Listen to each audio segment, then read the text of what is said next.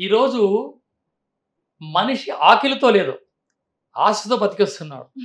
ఒక వ్యక్తికి రోజుకి 5,000 సంపాదిస్తున్నాడు.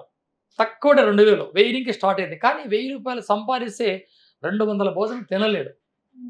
₹100 భోజనం అనేది ఎక్కువైంది. కాబట్టి ఆశతో బతుకుతున్నాడు కాబట్టి ఈ స్థూల శరీరం ఏమంటావు తినేస్తున్నారు.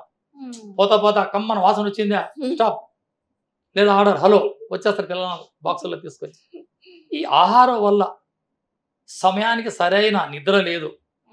ఇక్కడ ఇప్పుడు చూడండి చిన్నపిల్లలు ఉదయం లేవగానే స్నానం చేసి ఆ బొడ్డోడు కానీ పాలు పట్టేస్తున్న వాళ్ళమ్మ దాదాపు 12, 1 గంట నిద్రపోతాడు. అయ్యాలకి లేదు మళ్ళీ క్యార్ అంటాడు. మళ్ళీ వాళ్ళమ్మ పాలు పడుతుంది. సాయంత్రం నిద్ర. ఇక్కడ ఎంత నిద్ర ఉంటే శరీరానికి ఎంత విశ్రాంతి ఉంటే ఈ బాడీలో పార్ట్స్ అంత యాక్టివ్గా ఉంటాయి. కానీ అట్లా నిద్రపోవడానికి మనం పనులు చేసేవాళ్ళం కదా, నిద్రపోలేం. కానీ ఉన్న సమయాన్ని ఆ సమయం కూడా నిద్రపోకుండా మొబైల్ చూసుకుంటూ ట్యాప్లు ఆన్ చేసుకుంటూ చెత్త మాట్లాడుకుంటూ అనవసరం నిద్ర వేస్ట్ చేసుకుంటూ ఈ శరీరానికి ఏదైతే అవసరమో అది అనవసరంగా మారి స్థూల శరీరం దాల్చుతుంది. ఆ లావు కాగానే థైరాయిడ్ రావడం, ఈ పొట్టలు పెద్ద పెద్దగా గ్యాస్ ట్రబుల్ అనడం, ఈ తినే ఆహారాలతోనే ఈ రోగాలు వస్తూ ఉండేది. ఈ ఆహారం సరైనగా తీసుకోము, కచ్చపచ్చగా నమిలి మింగుతాము.